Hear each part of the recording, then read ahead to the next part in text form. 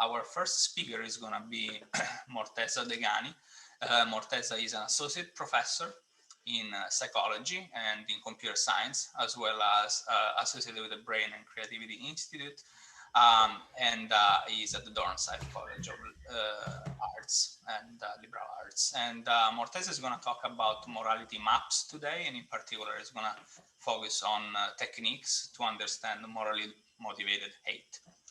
Morteza, feel free to take it from here.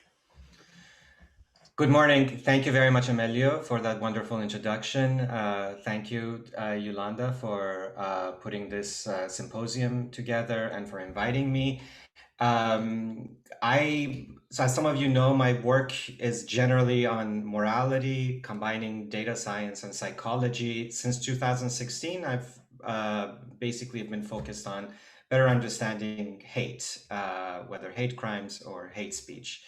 I'm going to follow what Yolanda suggested and go big in the first slide. So if I want to sort of imagine a future where some of the work that we do have specific applications, I would say I can imagine a future where we can predict the possibility of hate crimes against particular groups based on their psychological characteristics and the geospatial makeup of the areas where they're going to get located. So, you know, the goal is to have a better understanding of when these events would happen and to focus on interventions and educational basically fundings in these particular areas. Next slide, please. So overall, I will very briefly summarize some of the work that we've done in understanding the psychological underpinning of hate. I will specifically focus on our NLP work in geospatial analyses. Very briefly, I'll talk about some of our work in robust hate speech / hate crime detection models. And in one slide, I will simply introduce some corpora that we've recently released in hopes of fostering future collaborations with all of you. Next slide, please. So why do people engage in acts of hate? Research in sociology and political science tell us that acts of hate can be understood as responses to perceived outgroup threats.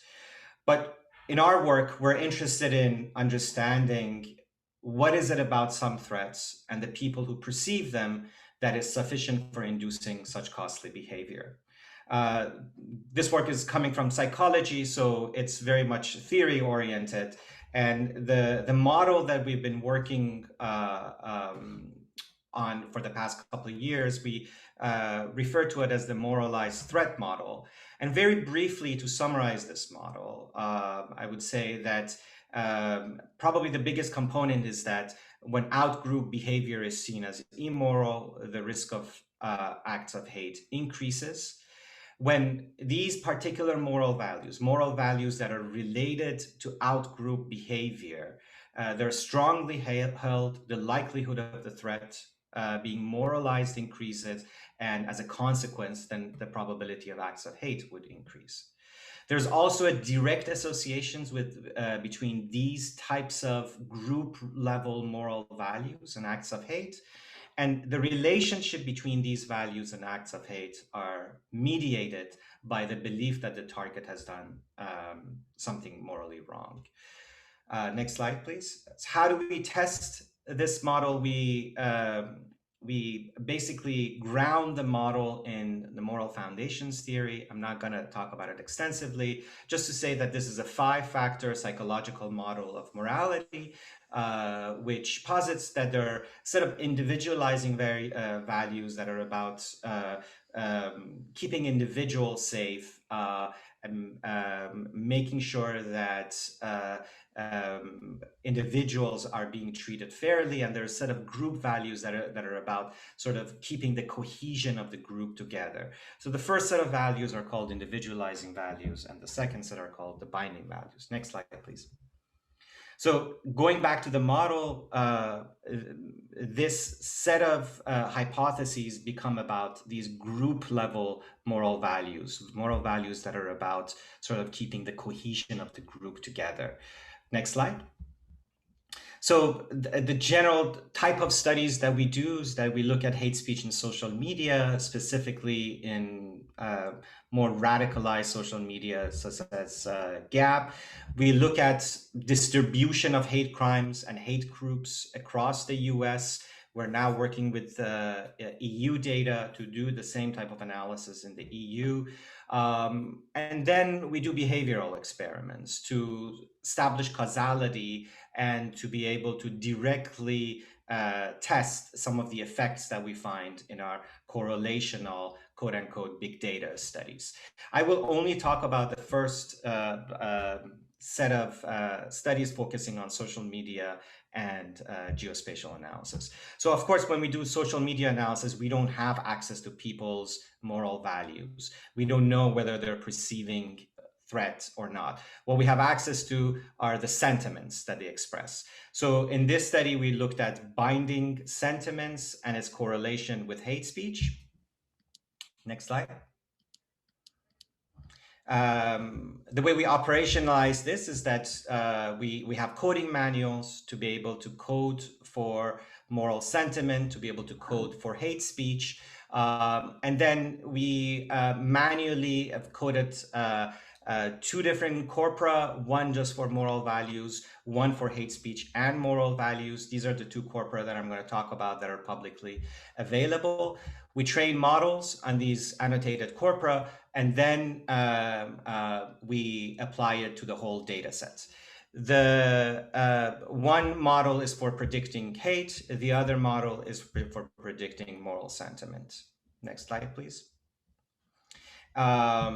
So after the models are trained, we apply it to the whole GAP data set.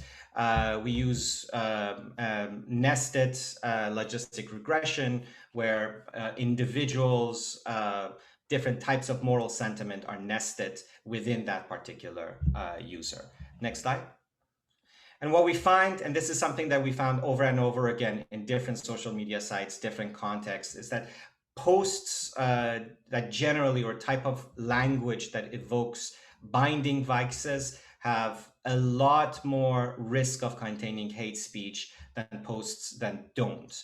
So we see some effects for individualizing values as well, but generally binding values tend to have 5 to 6 times stronger effect than individualizing values.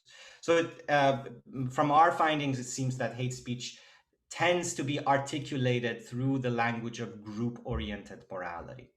Now, going to look at the maps, here we're interested in binding values and its relation to hate group prevalence.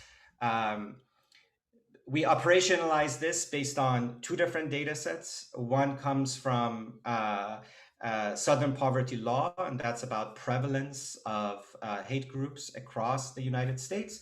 And the other one are the moral maps that we've generated using a large data set of from Your Morals. This is around 100,000 posts that have been tagged as the posts that combine participants' responses to the Moral Foundations questionnaire.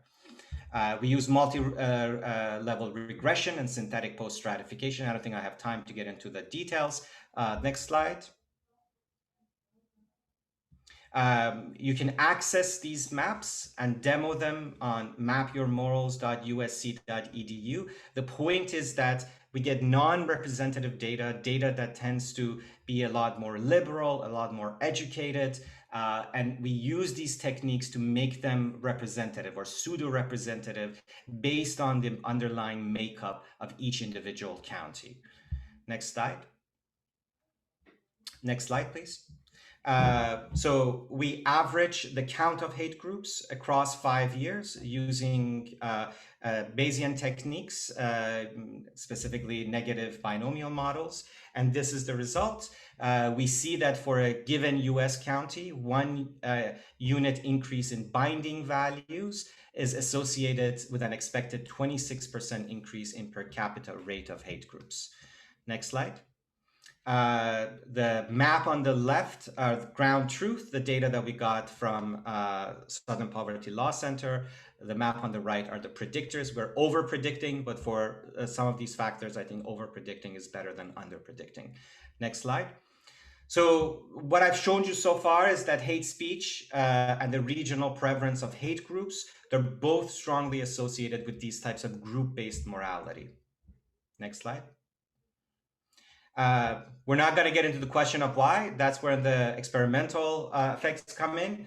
But studies, the rest of the studies tell us, next slide, that when people enact hate speech, they do so via the language that evokes binding values.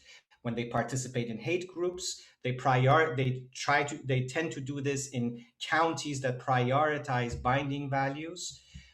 People who see acts of hate are more justified, tend to prioritize these values, and this factor is associated by the belief that the outgroup has done something morally wrong. We also look at hate speech. We also look at hate crimes. I'm sorry, I think I'm out of time. All right, out of time. Thank you. Thank you very much, Morteza.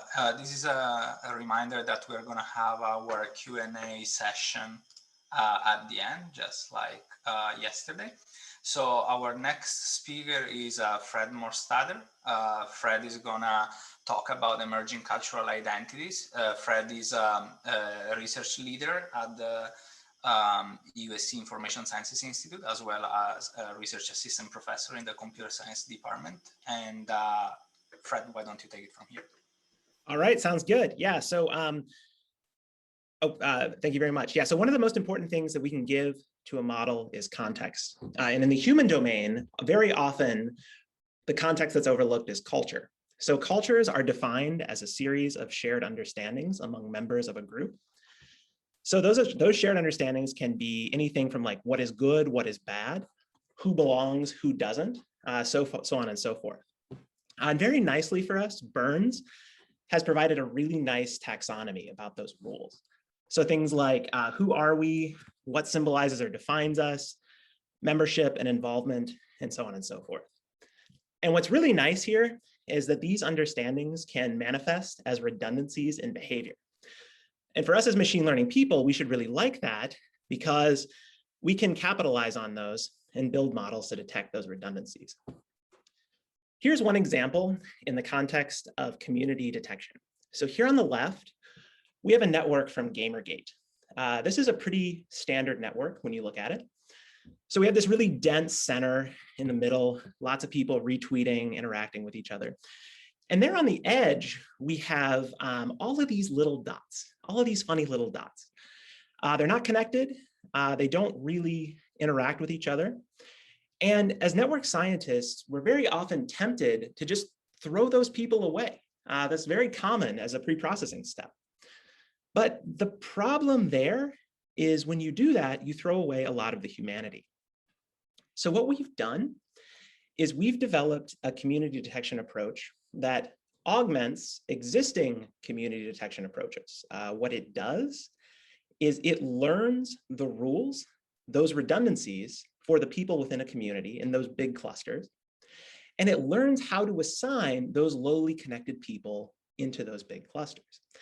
And in doing so, we can learn a lot more about what's going on in our data.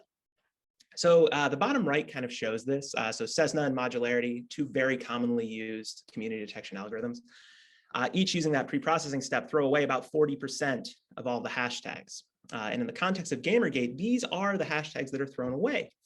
Things like feministgate, misandric feminists, so on and so forth. Completely lost if you throw them away. But nevertheless, very important for understanding what's going on in that group.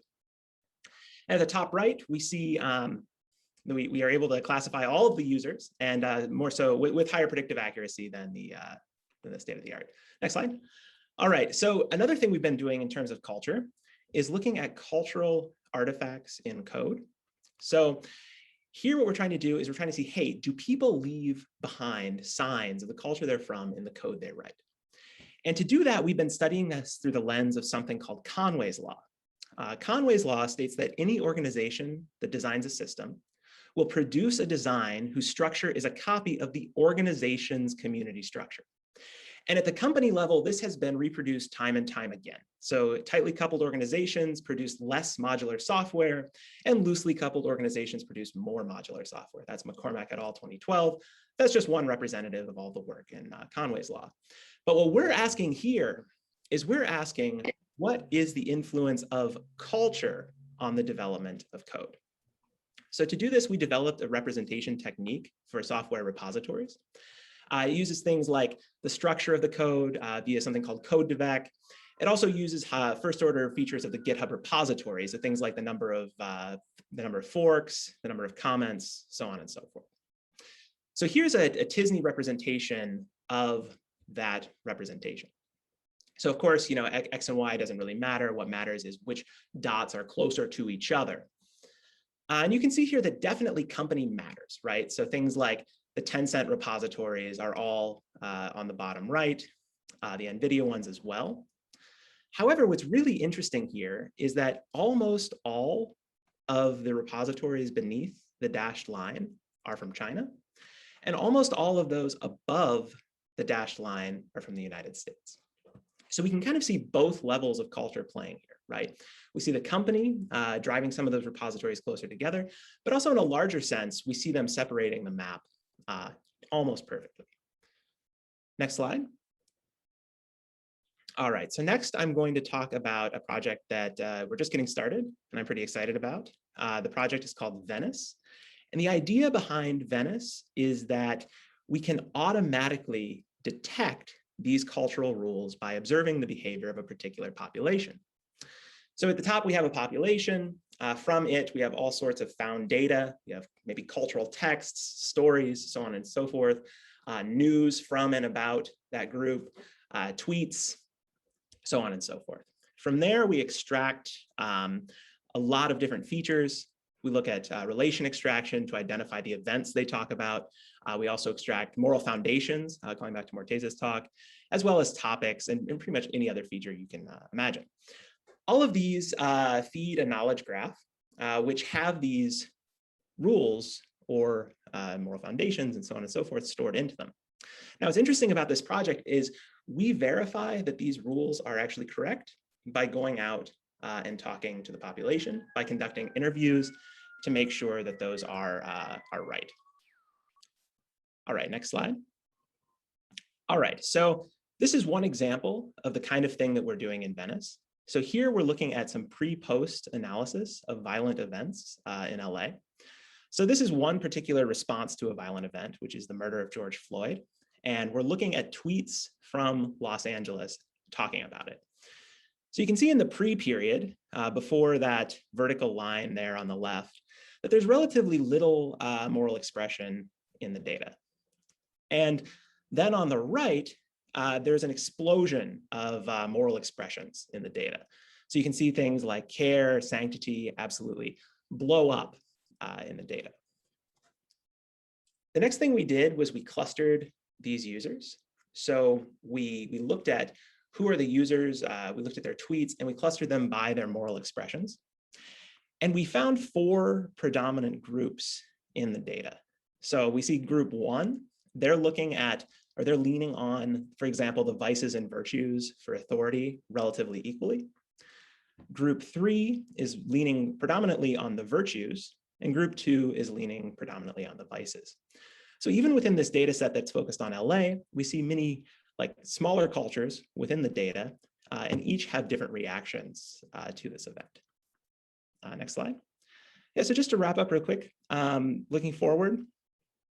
So we need techniques for more nuanced extraction of cultural rules.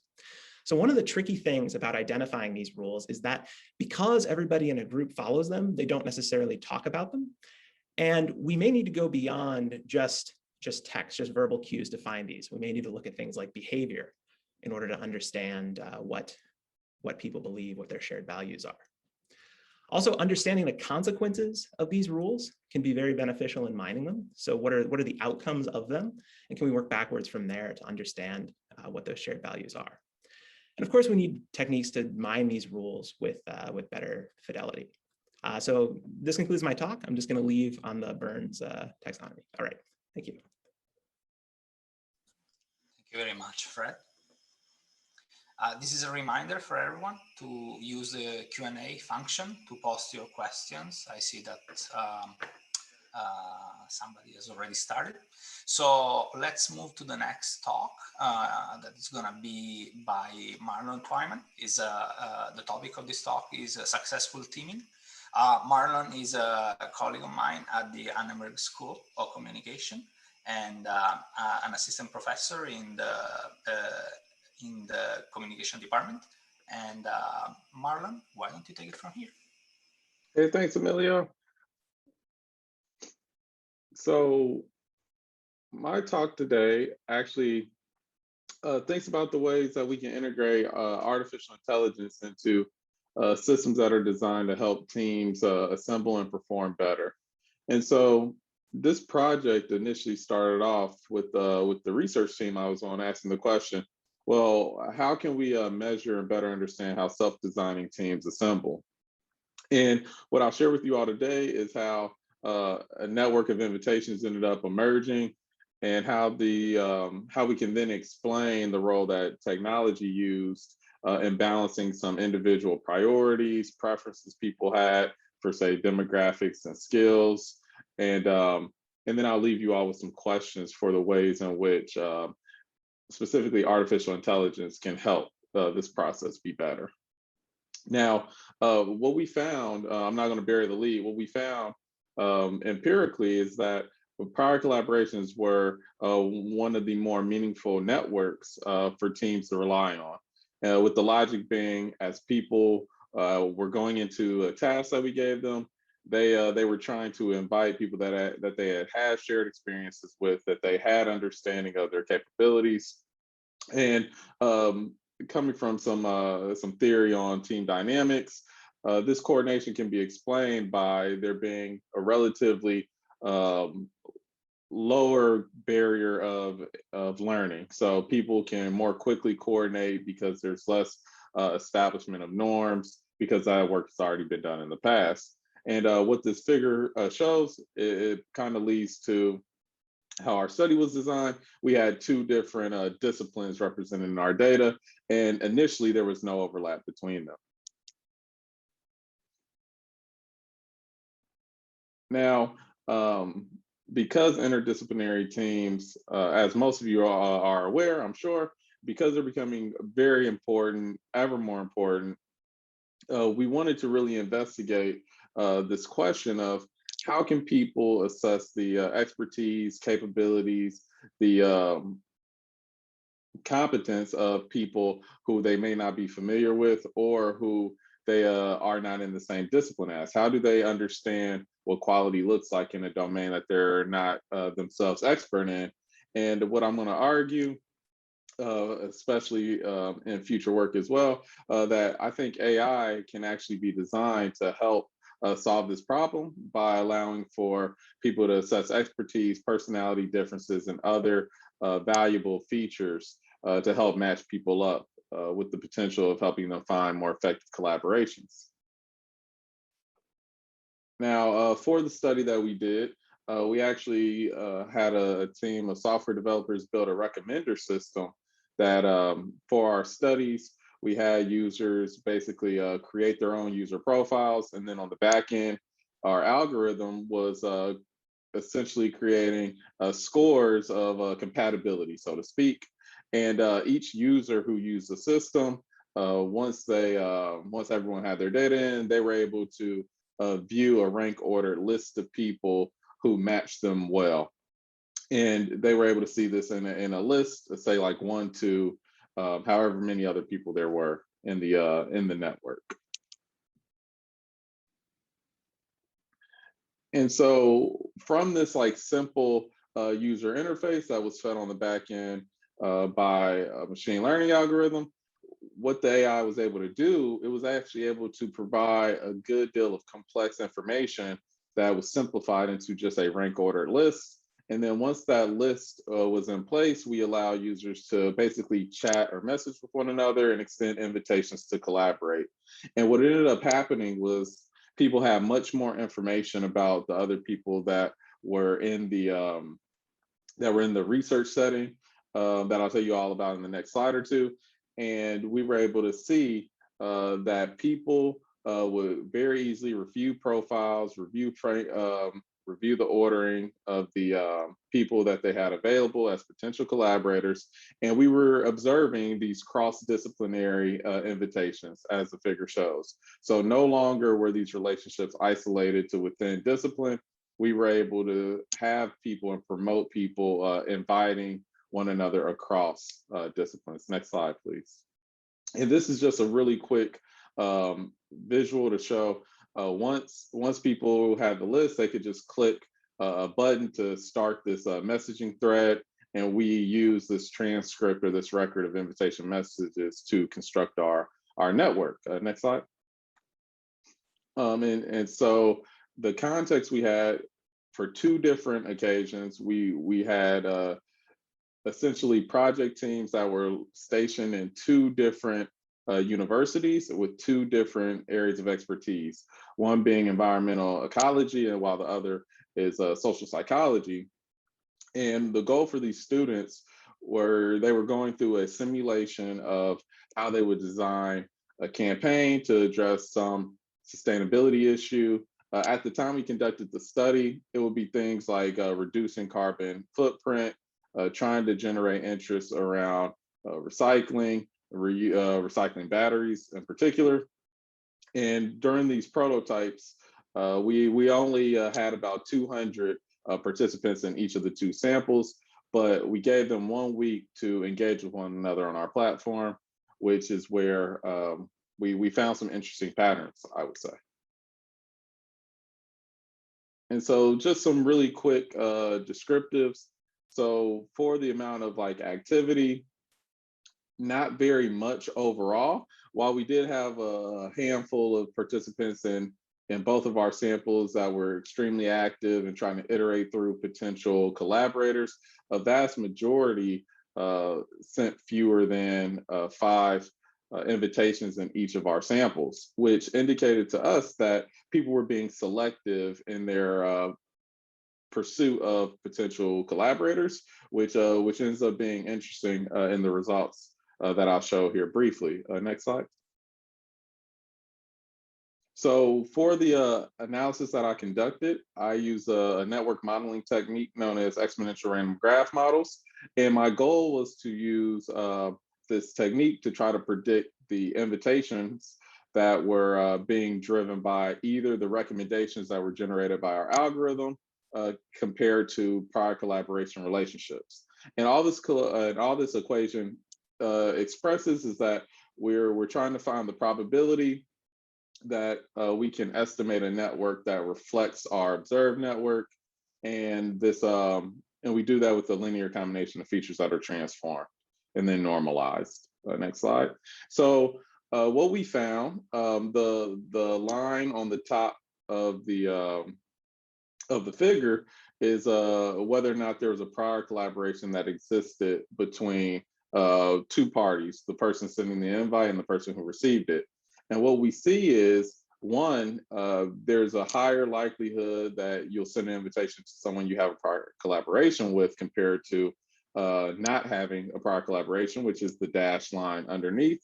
However, we do also observe an effect of having someone being presented in the top 10 of our algorithmically generated ranking. So you can see the dashed line increases. However, the interaction shows that for the prior collaborations on top, the slope is not as steep. The positive increase is not as strong when there is a prior collaboration in place, which demonstrates that the informational value from the technology is actually reduced in the presence of prior collaboration. Next slide. And we were able to replicate these results in our sample too. And so what this pattern shows is that our algorithmically generated recommendations were helpful for people, and were helpful for explaining why people send invitations to one another, particularly people from another discipline. However, for people within the same discipline, they held lower informational value, and prior collaborators used the recommendations at a much lower rate than they did. And so just the main takeaways, in the absence of prior collaborations, recommendations generated by AI, future work to investigate more sophisticated algorithms and implementations, we have shown that there is some potential for this technology to contribute to helping build interdisciplinary teams. However, the prior collaboration still holds out, so we're still seeing a lot of within discipline activity and communication. However, moving forward, this opens questions of what ways can we present the AI results differently? Can those help us better position artificial intelligence to be used in a context where it may be competing with pre-existing social networks, competing with already established relationships? Thank you. That's my time. Thank you very much, Marlon. I appreciate it. The next speaker today is going to be Christina Lerman, and Christina is going to talk about social network and biases. Christina is a principal scientist at the USC Information Sciences Institute, as well as a research team leader there. And she's also a research professor in the USC Department of Computer Science. Christina, the stage is yours. Thank you. People can hear me? Takes a second for my, okay, great. Thanks very much, Emilio, and thank you organizers for this really intellectually stimulating symposium that's going on right now. Next slide. So my work studies the role of networks, social networks, in the experiences and the behaviors of a population of people. And over the last few years, I've been looking specifically about how individual decisions about who to link to in the social network can systematically affect the kind of experiences and perceptions people have. Been really fascinated with how these networks distort individual perceptions and can systematically disadvantage some of the groups. So in this talk, I'll talk about 3 types of phenomena. The first is called the majority illusion, where a rare trait can appear to be overly popular to many others within the network. I'll talk also about perception bias, by which people overestimate the popularity of topics, and specifically we validate it with social media data, social how it happens. And lately we've been looking at other types of biases, including, and I'll show you some preliminary results about gender bias in citations, which systematically might disadvantage, for example, women scientists by letting them receive less recognition for their work than men. All right, next slide, please. Okay, so actually Marlon already introduced this kind of notation, so let me, I'm going to follow the same thing. So imagine our society, which is these little circles, it's a very simplified society. It's composed of 2 types of people. One is orange and one is blue. But in the real world, people don't actually, people not connected to everybody. Like they choose some of these people, so here's is my, I'm drawing a social network where people actually choose who they be friends with. This will be the people who they, for example, follow or they pay attention to, they cite in their papers, they follow on Twitter, they're friends with. So in reality, people actually do not link to everybody, nor do they select people at random to be friends with, to become links with. They actually prefer to link to people who are similar to them in some way. So for example, orange people might link to orange people because they share similar traits. This is what's known as homophily properties in social networks. Or maybe they like to link to people who are popular. For example, this person has many friends, other people might be more likely to link to them. That's called preferential attachment property of social networks. Or maybe people just choose certain types of people too. Maybe people like to be friends with blue people in this kind of network. And this is a new property of networks been called, that's been getting attention recently. It's been known as monophily. Next slide, please. Okay, good. So as a result, so this is showing how, people they might prefer to link to certain types of people. And as a result, the network structure can actually skew the perceptions people have of what is popular, what is common, social norms, perceptual social norms, and also systematically disadvantage some groups by reducing their social capital and opportunities. Next slide. So one example of this is called the majority illusion. And this comes from the fact when you link up to a social network, suppose people within a social network, they don't have information about everybody, about the society at large. They can only see their friends and what their friends are doing, what's popular within their social circles. And because of this effect, a small minority can distort the perceptions of many people, leading to this called majority illusion, where some rare trait, for example, being blue, appears to be overrepresented among many social circles, among the friends of many others. Next slide. So we can actually see this effect within this little network I constructed, which shows, how many people are orange, and this is actually the left plot of this, showing like how many people are orange, and you can see that most of the people within this little network are actually orange, And so, but then if you ask people who their friends are, and actually this is showing this plot on the right is showing what people see with the color of the friends, and most people you'll see that majority of the friends are blue as opposed to being orange. So this is what we call the majority illusion. And this type of effect, and next slide, this type of effect can actually distort the perceptions of popularity. And we validated this with Twitter data. Looking at, we collected this sampled this a small network, about 5,000 people previous within the Twitter network, and we actually monitored what these people were talking about, the hashtag they were posting about. And then we also collected who the people were following, their friends on Twitter, and monitored, what the friends were talking about, what kind of hashtags they were posting within their messages. And the plot on the left is actually comparing the perceived popularity versus actual popularity, where the actual popularity is like in the previous show, I was saying how many people are orange versus, how many people are blue versus how many people perceive to be blue. So actual popularity is the fraction of all people talking about a specific topic who are posting about a specific hashtag. And that's the blue bars here in the plot.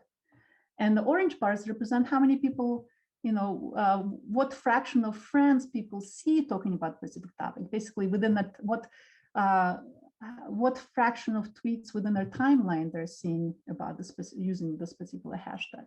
And you can see these two things can be dramatically different, several times different, So especially looking at these are the hashtags that were popular in 2000.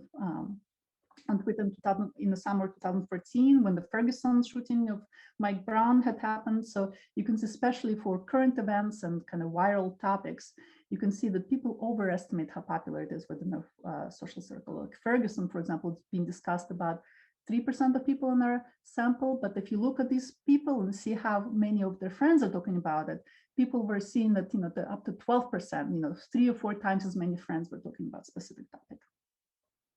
Next slide. Let me just clear this.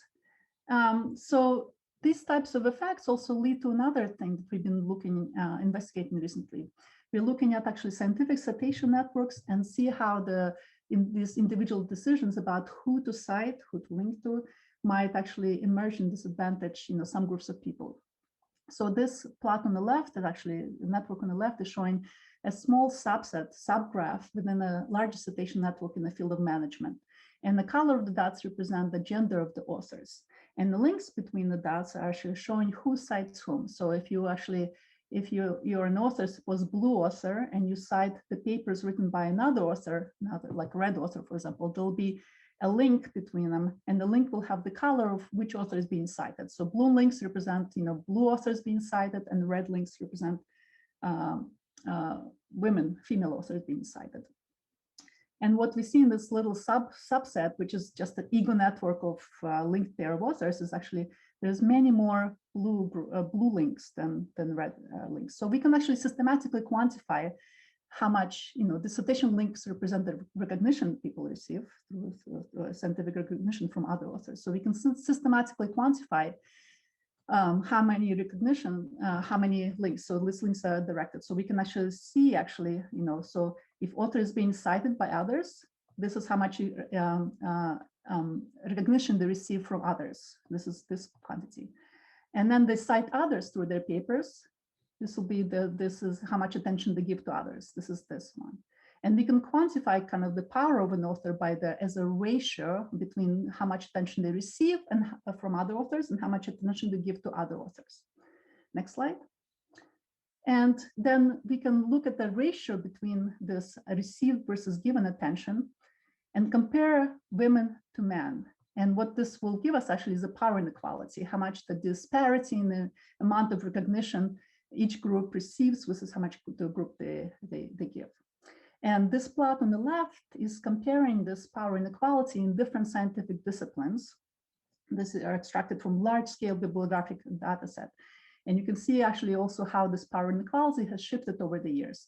And we looked at fields like management, physics, psychology, political science, economics, and computer science.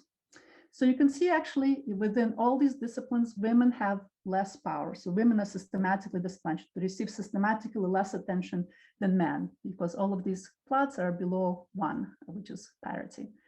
Some fields are better than others. Surprisingly, not surprisingly, I guess psychology has actually ended up as the field that has almost, closest to parity. And it also happens to the field when there's actually almost as many women researchers as men. But other fields are not doing as well. So you can see especially things like economics and political science actually have very large disparity, but where women receive systematically far less attention than men do, or far less recognition than men do, although it has been improving slightly, but still. And computer science actually lists computer science is the orange one. Is actually, not as bad. So in fact, but why is this important? Because this kind of citations actually measure scientific impact of research, which affects the professional opportunities of women do. So we are trying to disentangle all these factors and understand how bias in networks affects behaviors and affects systematically societal outcomes. And this consists of three types of things we're dealing with right now. One phase of research looking at measuring bias in networks, and I have some exemplary papers listed here. Another goal of research right now we have is to understand the emergence of bias, and also question is about how to mitigate now that we know that occurs. Thank you. Thank you very much, Christina. Our final speaker today is Sri Narayanan. Sri is a professor with many titles, illustrating the multidisciplinary flavor of his work. Predominantly professor of ECE and computer science, also research director at the Information Sciences Institute. And today is going to talk about modeling behavior from wearable devices. Sri, the stage is yours. Thank you, Emilio. Greetings, everyone. Glad to be here. Today, I'll share some ideas about how we can integrate sort of the data, the sensing aspects alongside some of the machine learning and interpretation we do for standing up many of the systems we've been talking about. In all the talks today and yesterday, the importance of data was sort of underscored, and it's there everywhere, particularly in certain domains where sort of we have human-centered applications such as in health and so on. The ability to sort of have the opportunity to get the right data, to get and at the right time can actually help us understand and support the kinds of goals we want to do. Especially imagine sort of possibilities that can help us better understand and support and enhance the human condition and experiences in many domains, especially related to health and well-being, which is like one of my focus areas. So there are a couple of things that are happening that is letting us realize these possibilities. One is that increasing sort of convergence in the advances that are happening across various sort of domains, whether it is in sensors, wearable sensing, computing, both on the cloud but also edge computing, machine learning advances, the ability to share data in variety of ways, right? Not only the quality aspect, but also in secure private ways, and of course also connecting sort of data and information to people in terms of interface design. The other kind of, and also a concurrent sort of, convergence, is happening is in this cross-disciplinary partnerships. Even like, in this symposium, right, we saw many collaborative efforts represented in each of the talks, right, even in this particular session, and how people are sharing data and information. And this also includes a partnership between industry and academia and so on. So I think these convergent advances are enabling us to imagine creating technologies, that can work for everyone in all contexts, especially sort of in this human-centered world. And next slide, please. So my kind of focus to sort of illustrate some of these ideas is to focus on sort of what I've been calling human-centered machine intelligence, to look at the entire ecosystem. So when you think about people like, individuals, right, there's a very strong sort of connection between sort of the mind, body, and the behaviors that emerge, both from sort of, based on our individual characteristics, whether it's just, and our biology, our sort of, and so on, and also in response to, environment and people, and it dynamically unfolds day to day, and how we sort of regulate ourselves, and, for example, response to sort of stressors, etc. So to be able to kind of, bring technologies like AI in support of these sort of applications like in health and well-being, right? The idea to look at the entire ecosystem, to be able to sort of observe the right phenomena, to be able to analyze that with sort of, the novel computational tools that we are sort of developing, and interpret that. This was also underscored in the talk yesterday, the keynote, and of course to intervene and interact with the data. So one aspect, like the domain particularly we've been interested in working on, is to seek sort of, using this sort of an integrated approach into sort of the human trait, state, and behaviors, using sort of, advances in engineering approaches and technologies. Particularly sort of the domains that motivate and inspire us come from the health area, whether it is developmental disorder like autism, or studying relationships, romantic relationships in at workplace, and so on. So next slide, please. So I'm going to sort of give a couple of research study examples just to illustrate the possibilities where the integration of sort of the sensing and acquisition of data alongside sort of the kind of machine learning and machine intelligence possibilities to sort of enable new application possibilities. Next slide, please. The very first example, comes, it's an old one. Like I chose the picture from of one of my talks in 2008, where we were trying to do personalized sort of, behavior interventions in for pediatric obesity.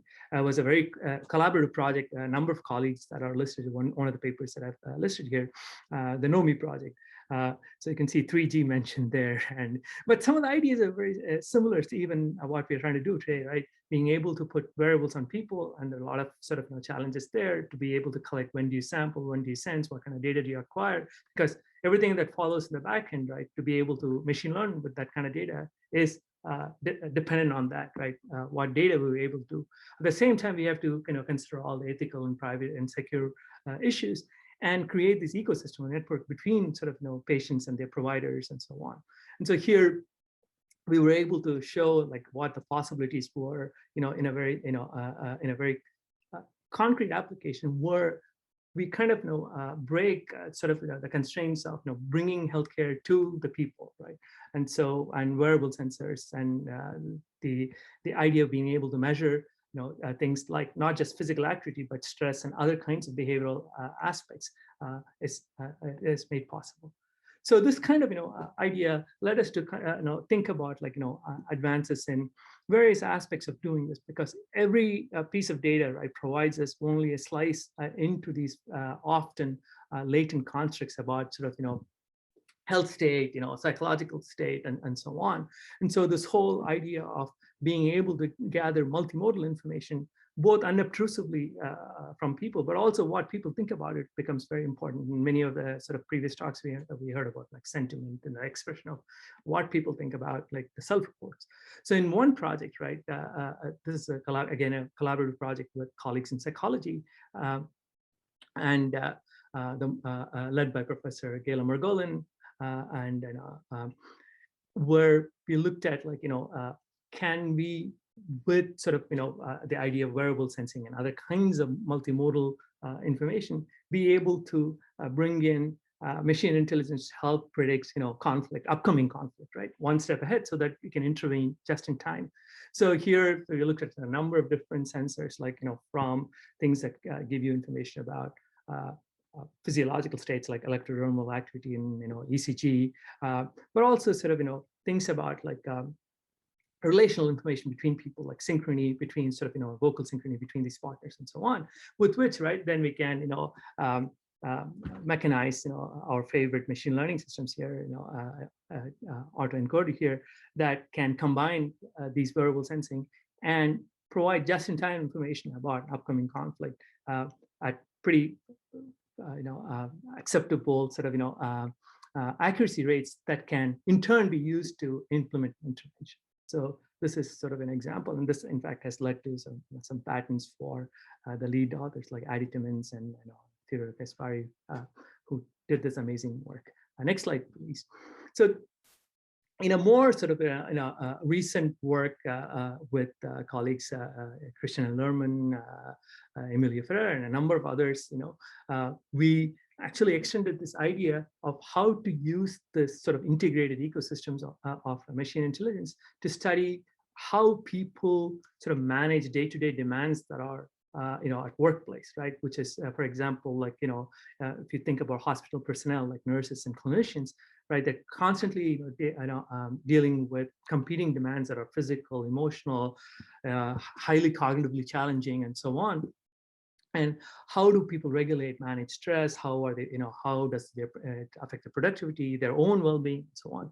So in this study, we actually, again, took this multimodal approach of sensing people and their environment, in a long-term basis at the USC hospitals. And in fact, here we just released a big part of our data set, like from about 350 people. The next part is coming up soon. And so here we were able to sort of look at not only individual level information, but also their relation to the environment and other people in it. For example, we had audio badges which measured social activity and on their own sort of vocal behavior, which gave us insights into things like express stress and so on, with which we can get a lot of insights. Here's some sort of just a snapshot of the kind of data we were able to get, like about, for example, sleep, audio behavior, physical activity, digital activity on their phones, etc., with which we can actually sort of get deeper insights that are not available before. Remember, again, here we are actually bringing this to real world experiences, right? So for example, in this particular slide, we show things like about differences in circadian rhythm between day shift and night shift people, because we know in hospitals, people are sort of, work 24/7, all through sort of the year. And so we can show that, there are differences.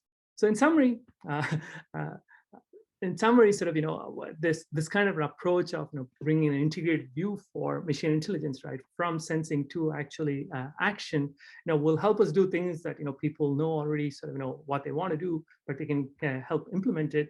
But it also provides us new ways of seeking sort of tools for discovery. So I'll stop here. Thank you very much, Sri, and thank you all for this wonderful panel. We have some questions in the Q&A. I wanted to thank Marlon and Morteza for proactively answering several of the questions already in the chat. So given that we have just a few minutes, I will answer questions to Fred, Sri, and Christina. So going in this order, I guess there is a question for Fred about the what is the required amount and the kind of different data to enable these cultural and contextual analysis in your application domain. Yeah, so thank you for the question. I guess the most direct answer is too much. So what we need to do now is we need to kind of adapt these techniques to lower data regimes. So when I was talking about Venice at the end there, we were talking about the LA George Floyd use case. And that's a place where we have a lot of data, but ultimately in that project, we need to be able to apply it to undergoverned regions around the world, like Mozambique. Not a lot of tweets there, not a lot of data at all. And we need to be able to do the most with what we can. So, there's a lot of work there to extend these techniques to these lower data areas. Thank you very much, Fred. There is a question for Christina. So you talked about biases in the platforms and so on. What is the role of algorithms and platform design in exacerbating majority illusions and other biases in the social networks? I believe, yes, that's a good question. Thank you. And I think platforms play a major role in actually amplifying these biases. There has been some work, but more work is needed showing that, the Twitter and Facebook recommendation for social links, preferentially suggest more popular people, which will exacerbate majority illusion and perception bias. Moreover, but also platforms can play an active role in reducing these types of effects. They can actually reduce the ill effects of perception bias by recommending more diverse, and they can reduce the echo chambers and filter bubbles by suggesting specific links, specific more diverse people to follow. So yes, platforms have a huge power to either amplify or mitigate these types of biases, and they need really to pay attention to these effects. Thank you very much, Christina. I agree entirely with that. There is a comment from Stephen Liu in regard to Shree's talk, and I have a related question. So Stephen said it would be nice to use this kind of approach to detect students' attention and focus toward a specific subject during a lecture. And in general, I have also a follow-up question on that, which is, how do you think we can use this kind of approach proactively to provide some kind of interventions or otherwise some kind of surveillance for to understand maybe well-being or performance of individuals in their tasks? Yeah, thank you, Stephen.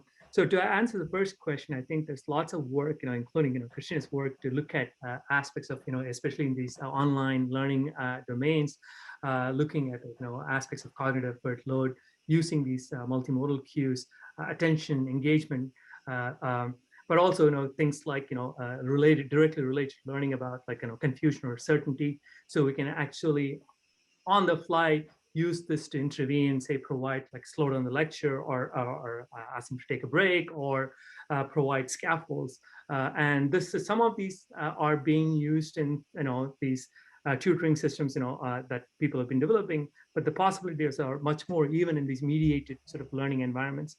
In general, sort of these interventions, right? Like, for example, stress regulation. Like, I think one of the things, like in our own Tiles project, Emilio and Christina, right? Our idea was to see if we can even get one step ahead, right? To be able to provide appropriate interventions to support people. And because a lot of these things are dynamic, right? That we will have some way of causally predicting an upcoming sort of event, because it's not always these kind of spiky things. And so and that promises are happening. And so there's one study where people are using breathing as a way to kind of provide support for stress regulation. Many other possibilities are sort of can be imagined, I think, as these integrated systems are being developed, and that's exciting. Thank you very much, Shree. There are two related questions for Marlon, one from Hugo, one from Stephen. The first question is about the opportunity to find so-called worst matches in your recommender system to that is the matches that generate the maximal difference as opposed to the minimal difference in the attributes that you consider in order to assemble teams of members that are diverse and they can improve upon each other. And then a follow-up question from Hugo that asks whether personality traits are also taken into account by this modeling.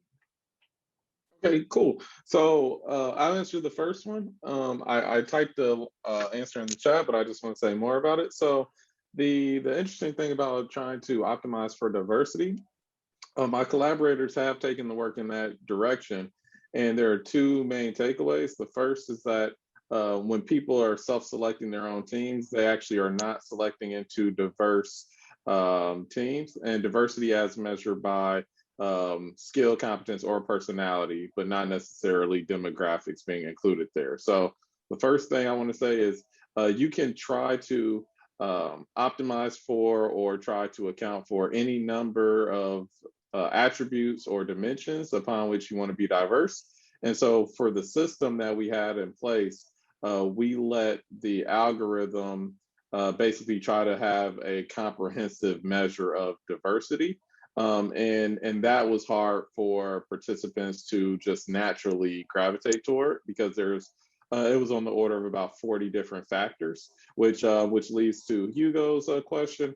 So the way the personality was measured in our data collections, it was actually a battery of survey scales that we used. I think it was on the order of 14 when we were collecting data back then. But then that was also combined with like GPA, as well as number of courses in certain topics, as well as a number of like social network measures regarding like centrality and positioning in an assortment of networks. So the answer to that is yes, we had, like I said, a number of personality measures. I would not call it comprehensive, right? Because we definitely didn't have morality. There's a number of different factors that we did not include.